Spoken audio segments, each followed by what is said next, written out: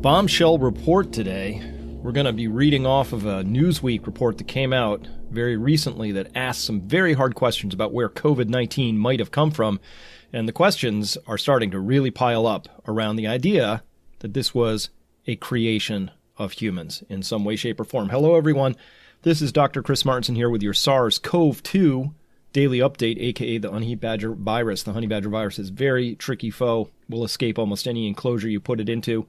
Today is May 1st, 2020, day 99 of our reporting, almost up to the big magic round number triple digits. Let's go now to the numbers. Don't see any there, so let's go to the live website here.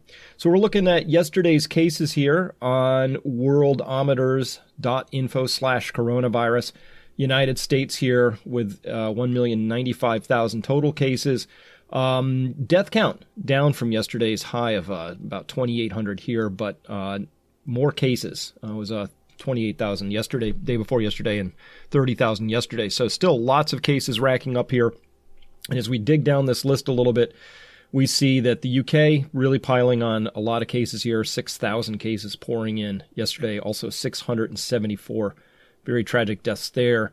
As well, Germany starting to really tick up here with more deaths starting to get reported in now around here. Still a fraction. Look at this. Germany compared to France, 163,000 identified cases here for Germany, 167,000 for France, but 6,600 deaths compared to 24,376 deaths there. As well as we go down the list, we start to see Brazil having a very hard time of it here. Lots and lots of deaths showing up in Brazil. China, yeah, I'm just going to laugh at these numbers. Yeah, right, +4, with a major city shut down. You know how China is. They're going to shut down a major city because 4 new cases. Not even close. So again, China, keep trying. Maybe you can join the world's numbers parade at some point, but not with, you make it 6 next time. More believable. All right, Canada starting to really show up here as well. 1,600 more cases showing up, 188 deaths there. But what I wanted to really talk about is down here in Peru, moving into their fall down there. So much more theoretically conducive environment for the spread of this particular virus. 3,000 new cases, 108 deaths there in Peru yesterday. Switzerland seeming to has got its arms around what's going on there. Remember, they used to be up at the top of the list in terms of daily counts, thousands and thousands of cases. But Saudi Arabia suddenly having 1,300 cases now. They used to be handling it that and a lot better, I would think, and a lot lower numbers. Mexico also really starting to show up. I think poor reporting is partly to explain even why this number is as low as it is. And Singapore back having some trouble with some cluster outbreaks. Case, cluster. They're having a few clusters, so they're fighting those, and so anyway, they're having their difficulties. Chile, next to Peru, having their difficulties here. And interestingly as well, both Qatar and the UAE, both of which had done very, very good jobs containing things up to this point, also beginning to struggle. So the honey badger virus, soon as you let things off for just a little bit, this is what you get. The cases come roaring back out again. So I think that's what we're going to see in the United States with the relaxation and the opening up of social distancing and opening up businesses and things like that. We'll see more cases come out again, and then we'll have to decide how we're going to handle it, just like every country has to make that same decision. How open, how closed, how many cases, how many deaths are you willing to entertain? South Korea, though, still very much, these are believable numbers because they do lots and lots of testing.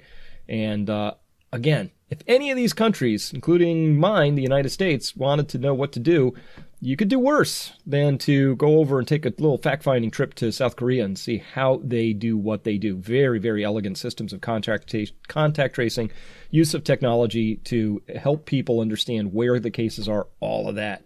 So at any rate, all over the world, you just keep scrolling down. It's pretty much everywhere. And interesting here, Diamond Princess, still, this column here is active cases. 54 active cases, 4 still in serious or critical condition. Remember, no more than that original 712. This first broke on February 4th. February, March, April, we're closing in on 3 months, 90 days later, and there are still active cases, and there are still people in serious critical condition. That's just horrifying. So again, this ain't the flu. All right, we're going to turn now to a clip from the movie Jurassic Park. Let's listen in. I'll tell you the problem with the scientific power that you're using here. It didn't require any discipline to attain it. You know, you read what others had done, and you took the next step. You didn't earn the knowledge for yourselves, so you don't take any responsibility for it. You stood on the shoulders of geniuses to accomplish something as fast as you could, and before you even knew what you had, you patented it and packaged it and slapped it on a plastic lunchbox, and now you're selling it. You want to sell it. Well, I don't think you're giving us our due credit. Our scientists have done things which nobody's ever done before. Yeah, but your scientists were so preoccupied with whether or not they didn't stop to think if they should. All right, I raised that because I want to bring you to this bombshell report that came out in Newsweek. And so this came out a number of days ago. I've been digesting it. So what's that, 3 days ago? This is really important information. I haven't really seen it picked up in a lot of other places, but this is really a bombshell, and it deserves our highest attention. It really does. And I've been sitting on this information for a while. I've had the information that was in this article. They've given me some new stuff as well. Very well-written articles. So I'm not trying to say I scooped them, but I've been sitting on it because I didn't know what to do with this information. I didn't want to come off like a nutter or didn't want anybody to think I was reaching too far. But now that it's in Newsweek, I think that helps. And so I can talk about this more openly. Dr. Fauci, remember who Brad Pitt is played and then took his wig and makeup off and thanked Dr. Fauci from the bottom of his heart for doing what he does. But this same Dr. Fauci backed controversial Wuhan lab with millions of dollars, US dollars, for risky coronavirus research. Let's check in here.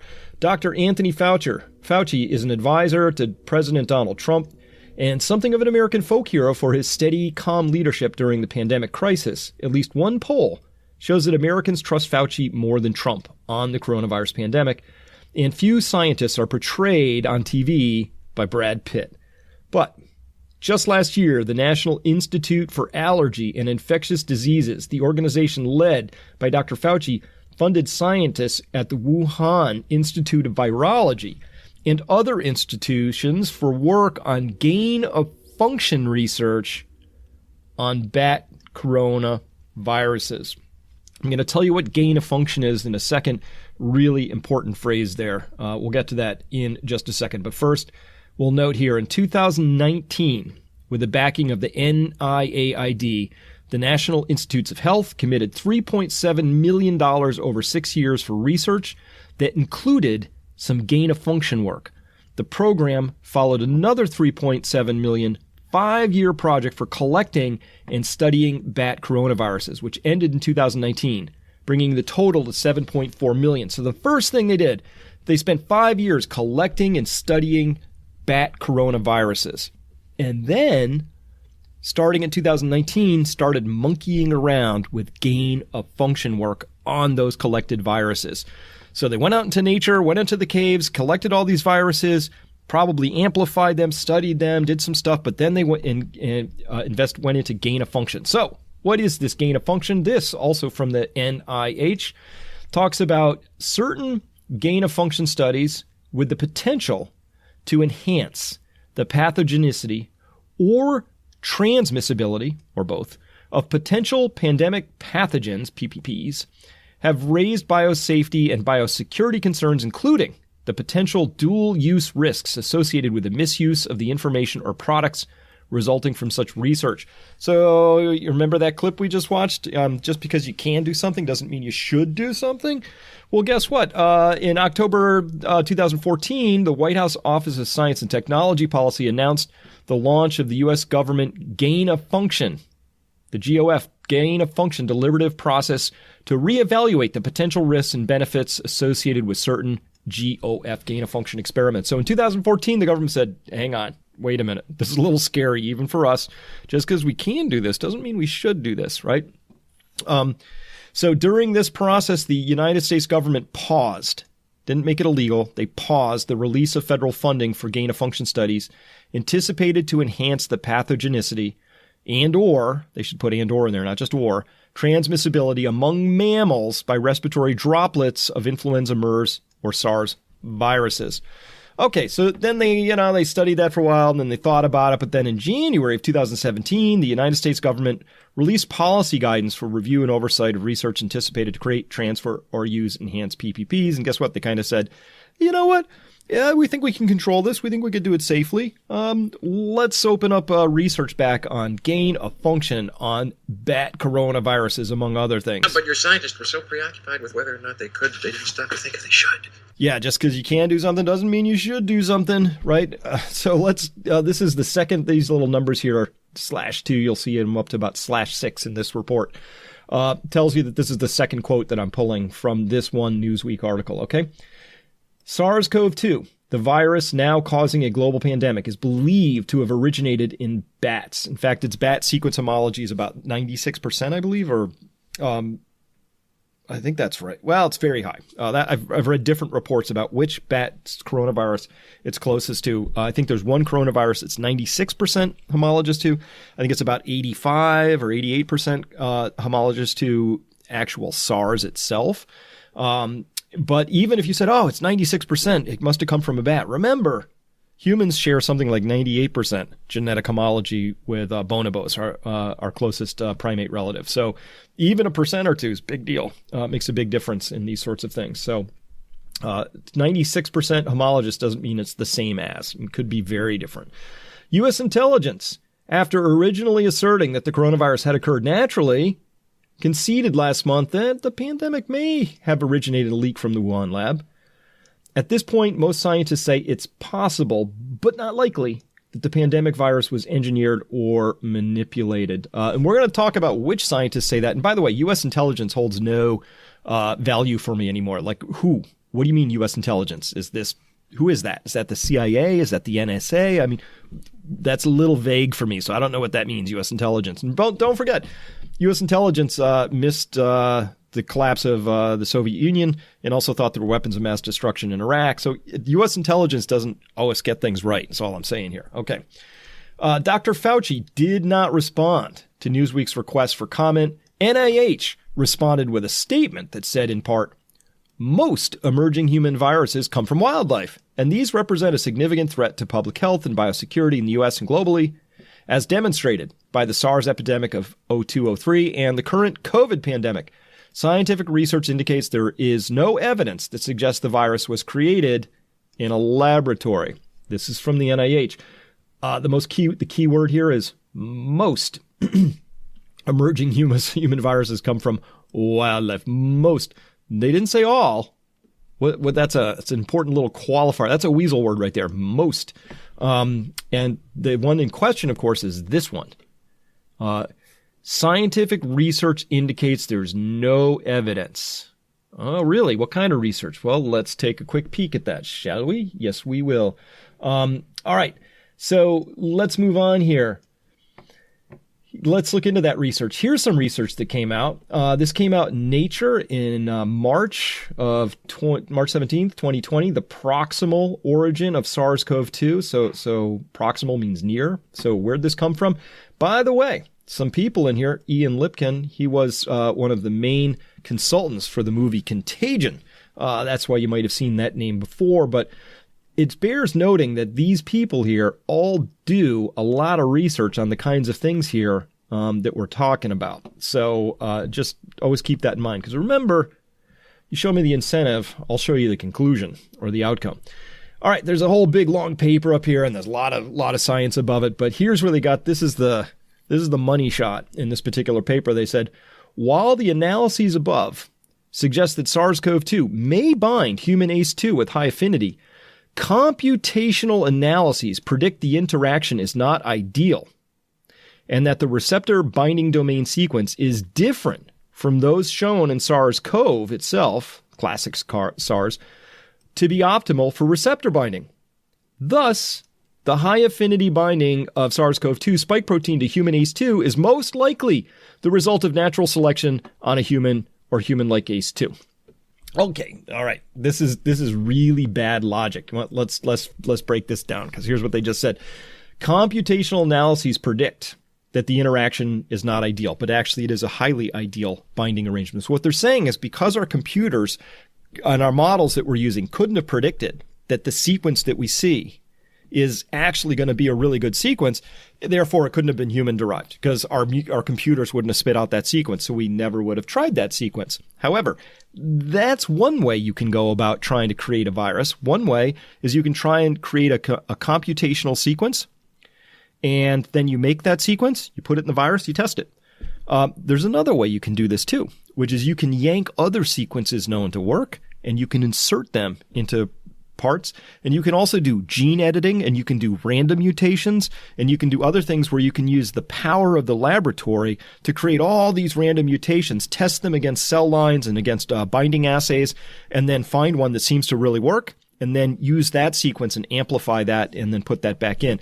All they're saying here, which was a little weaselly, a little mealy-mouthed, they're saying because a computational analysis predict this is not an ideal binding, but it actually is. They're saying thus, the high affinity binding of SARS-CoV-2 spike protein to human ACE2 is most likely the result of natural selection. So yeah, that's not how any of this works. Because you can't, that's one conclusion. There's a second conclusion, which is, is there another way? Is there another way that we could go about, monkeying with these genes rather than computing them? And there is. Of course there is. And so this is really faulty logic. I'm kind of surprised that made it into Nature. I really am. Because usually the stuff is more well peer reviewed than that. But again, if the other people peer reviewing it happen to be other people who are conflicted about this whole thing and really wouldn't like it to be revealed that virologists and monkeying with viruses is a bad idea, and their paycheck depends on that not becoming a well-known fact, then I could see this sneaking through. But this is faulty logic to say because a computer didn't predict this or wouldn't have predicted this, therefore it didn't come from humans. All right, I'm going to show you why in just a second. So remember, we had this NPR piece on where they had all these experts. 10 experts all agreed that this had to have come from a natural source. Couldn't have come from a lab, right? It was super weak refuting. I tore that apart a few days ago. This is another piece we didn't really go into. I want to just show you that there's a meme out there, and it looks like this. Regardless, genetic analysis shows the virus began to spread sometime in the fall or winter of 2019, says Robert Gary, a microbiologist at Tulane University. Those same analyses refuted an earlier theory that the virus was genetically engineered in a laboratory. Gary says the reason is simple. The virus infects people in a way that scientists had never seen before. The virus is just really good at what it's doing. He says no human being using a computer could do this. This is very clearly a natural process that occurred. In addition, he says there are no signs of genetic modification in the virus's code. Robert Gary, wait a minute, didn't we? Oh yeah, there he is, right there, saying the same argument again out here, which is because a computer couldn't have predicted it, and no human using a computer could do this, it's very clearly a natural process that occurred. Well, that's interesting. Well, let's look into something real quick. This has been around a long time. This is infectious DNA cloning. Look, 2009, this article came out. But even more than that, the development of recombinant DNA methods by Cohen and Boyer in 1973, together with the discovery of reverse transcriptase by Temin in Baltimore in 1970, made it possible to introduce a mutation at any location in a viral genome. The essential reagent is an infectious DNA clone, a double-stranded DNA copy of the viral genome carried in a bacterial plasmid. These DNAs, or RNAs produced from them, can be introduced into cells by transfection to produce infected viruses. Continuing on, the infectious viral DNA clone is a double-edged sword. It enables the manipulation of the viral genome at will, allowing unprecedented genetic analysis and the use of viruses as vectors for gene therapy. That could be a good use. But nearly any virus can now be recovered from the nucleotide sequence, effectively making it impossible to ever truly eradicate a virus from the globe.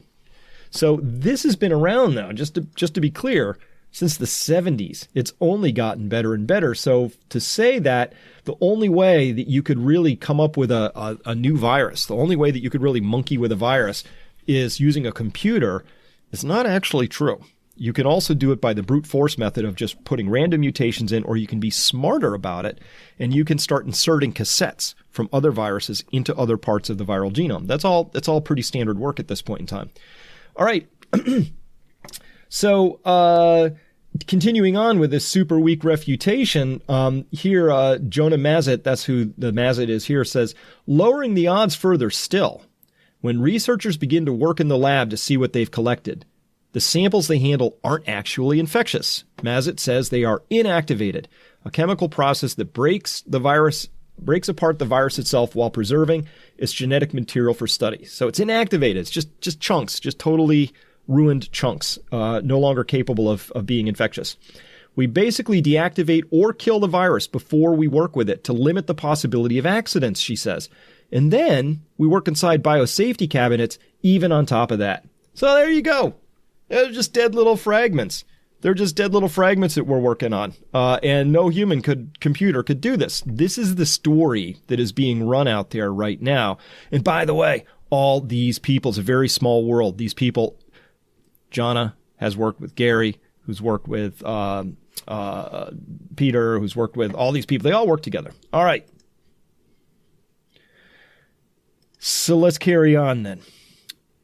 The NIH research consisted of two parts. The first part began in 2014 and involved surveillance of bat coronaviruses that had a budget of $3.7 million. The program funded Shi Zhenling, the bat lady, the bat woman, a virologist at the Wuhan lab, and other researchers to investigate and catalog bat coronaviruses in the wild. This part of the project was completed in 2019. A second phase of the project beginning that year included additional surveillance work, but also gain-of-function research for the purpose of understanding how bat coronaviruses could mutate to attack humans. The project was run by EcoHealth Alliance, a nonprofit research group under the direction of President Peter Daszak, an expert on disease ecology. NIH canceled the project just this past Friday on April 24th. Bing! Too little, too late, I think. Politico reported Daszak did not respond immediately to Newsweek for requests for comments. Gain of function. We're doing gain of function stuff on here. So remember, we talked about this a number of days ago. I raised this exact same thing here because look at this. Remember, you said here, despite the evidence, misinformation about the virus's origins continued to proliferate, said Peter Daszak. For Daszak, who has worked on other outbreaks, the pattern is all too familiar. Every time we get a new virus emerging, we have people that say, this could have come from a lab, he says. What's unusual about this outbreak, he says, is that senior officials in both China and the U.S. have traded accusations that each nation is somehow responsible for the virus. It's a real shame that the conspiracy theories can get to the level they've got with policymakers. That's it. As soon as you declare something a conspiracy theory, you've thrown shade at it. You've thrown mud at it, right? Conspiracy theories. It must be wrong, right? It's such a weak dodge. It's intellectually bankrupt, honestly. The political heat has strained the very scientific collaborations meant to detect those viruses as they emerge, warns Jana Mazet here. There's that name again. The PREDICT system she runs relies on the voluntary cooperation of many countries, with researchers sharing data about viruses they're spotting within their borders. With this sort of blame game that's going on, we put ourselves at much more risk. Daszak says the time for finger pointing is over. We're done. Too much finger pointing already. Too much. Why? Because we have a bat virus in my neighborhood in New York and it's killing people, he says. Let's get real about this. So I got a little more curious because Daszak, his name keeps showing up, right? And this, all the work that he's been doing. So guess what? Power of the internet. Let's look at the gain of function research. So here's a big thing. This is really tiny. I'm not going to try and read this. I'm going to pull out for you. I've copied it directly. This language right here. We're just going to take a quick peek at this, okay? Because this talks about understanding the risk of bat coronavirus emergence. This is Peter Daszak right here. It's a funded project. And when did it start? Well, let's take a quick peek. Project start date, June 2014. The budget start date is July of 2019. And project end date, 24th of April. $292,161. Let's look at that aim number 3 right here again, but up close. Aim 3, what was the aim of Daszak's research? It was in vitro and in vivo characterization of SARS-CoV spillover risk. And spillover risk, by the way, to decode that, is the risk of something spilling over from one species to another, for it to actually come out of bats, to end up in some other species, maybe pangolins, maybe snakes, maybe ferrets in the lab, and then into humans. Okay, so that's spillover risk. Coupled with spatial and phylogenetic analyses to identify the regions and viruses of public health concern, we will use, this is the money shot right here, S protein sequence data. That the S protein is the spike protein that does the binding. That's where the receptor binding domain is. Infectious clone technology, which we just talked about up here. What is infectious clone technology?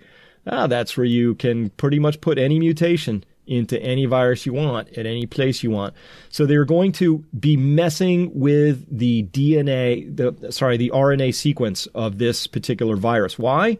Because they want to conduct in vitro. That's in glass. So that would be various experiments that you would see in vitro, and in vivo infection experiments. In vivo is in animals. That's in live animals. So just to decode this one thing, they're going to take the binding domain, they're going to put mutations into it, and then they're going to look in vitro and in animals to see if they can gain a function, if they can improve its ability to be either transmissive or more pathological. That's what this science is about. And to continue, analysis of receptor binding to test the hypothesis that percent divergence thresholds in S protein sequences predict spillover potential.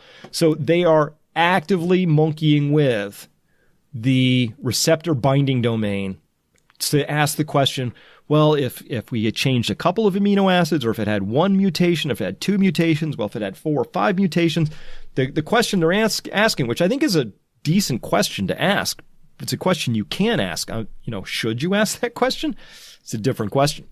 They are asking the question how much of a mutation would be required for this thing to jump out of bats and come into humans. And they were running those exact experiments. And those experiments were being run in Wuhan.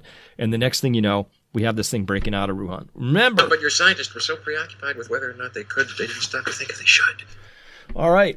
This is going to number 4 here. According to Richard Ebright, an infectious disease expert at Rutgers University, the project description refers to experiments that would enhance the ability of bat coronavirus to infect human cells and laboratory animals using techniques of genetic engineering. That's what all of this stuff was. That's what this junk was. That was the stuff that Fauci had funded out of the NIH and was funded to this gentleman, Daszak, who was running these exact experiments, who, when given the chance, told NPR, it's just crazy, wacky conspiracy theories, just a blame game. This isn't time for finger pointing, and there's no chance that this could have come from anything but a natural reservoir, just bad luck.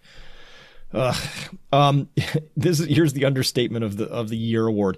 In the wake of the pandemic, that's a noteworthy detail. Yeah, I would say that is. Let's read it again, because in the wake of the pandemic, this may well be a noteworthy detail. The project description refers to experiments that would enhance the ability of bat coronavirus to infect human cells and laboratory animals using techniques of genetic engineering. That is a very noteworthy detail. How has that been skipped over in all of the research reports that are out there, including this one in Nature, which should have been much more peer-reviewed, and this whole junk idea that only computational analyses could have done this, and since it didn't predict this sequence, or might not have, therefore it had to have been a natural thing, is absolutely faulty logic of the highest order.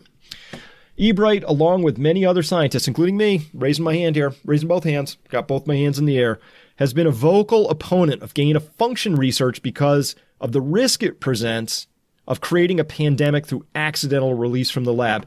So this is what that you're supposed to be doing as scientists. They convened that panel when in 2017 they released an 1,100-page report saying, basically, let me summarize all 1,100 pages.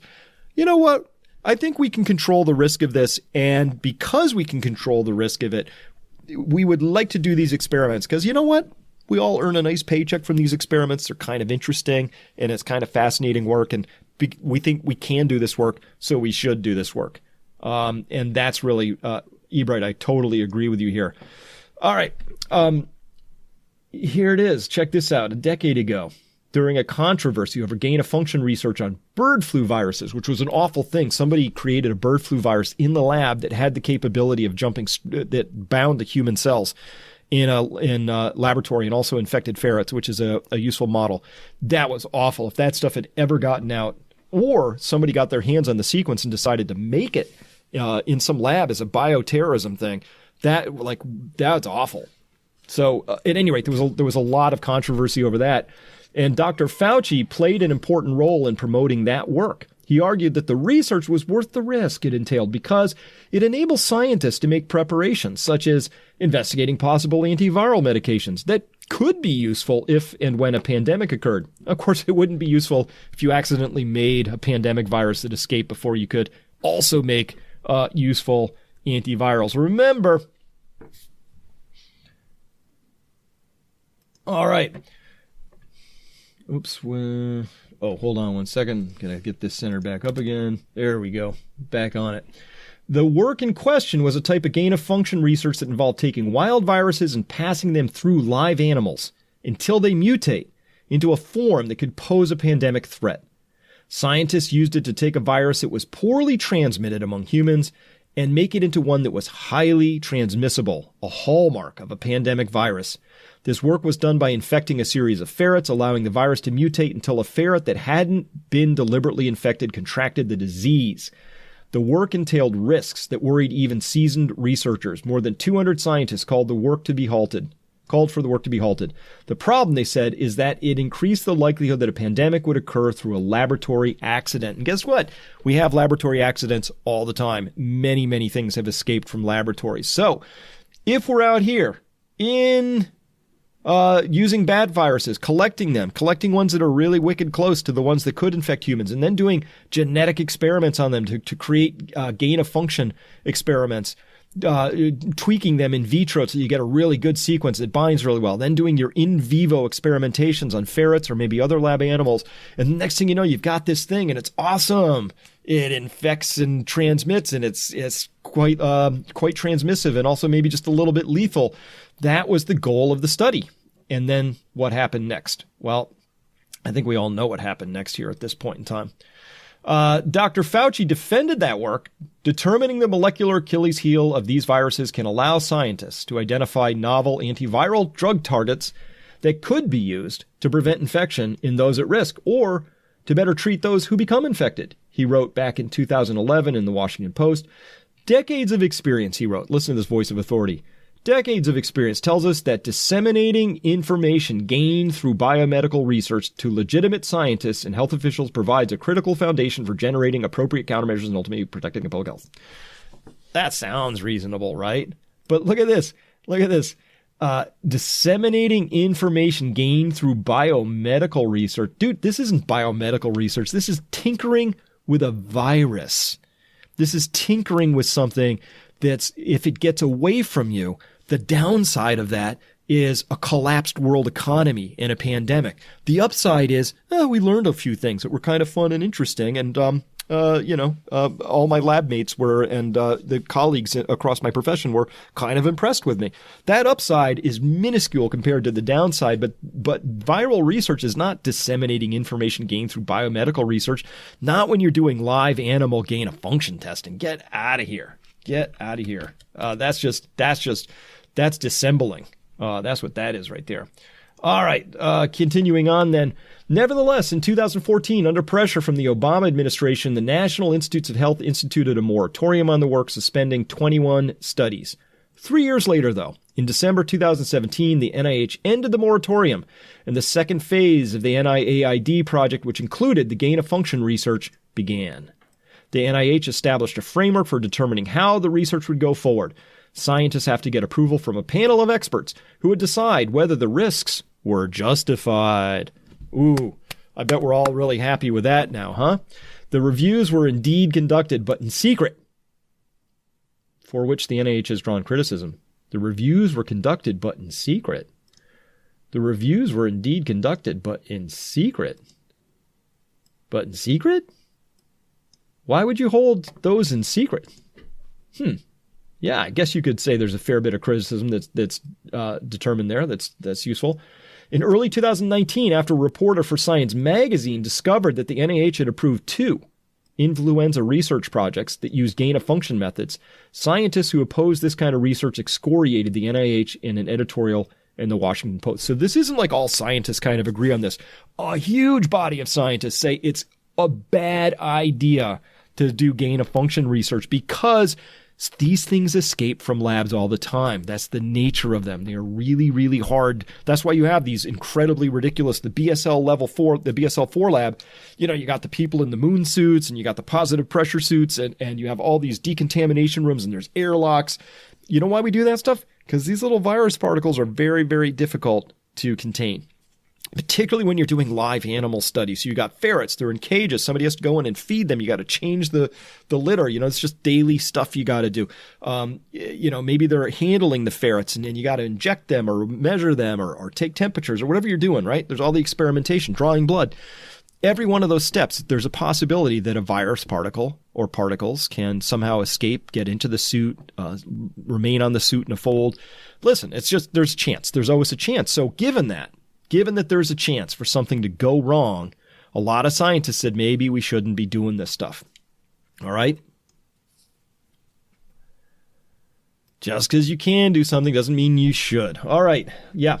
Here's my summary of all this. In partnership with the Wuhan Virology Institute, the U.S. NIH was funding the gathering of and gain-of-function experimentation on bat SARS viruses of the exact genotype of the one that is now parading across the world, creating a capital D depression and ruining millions, if not billions of lives and costing untold hundreds of thousands of deaths.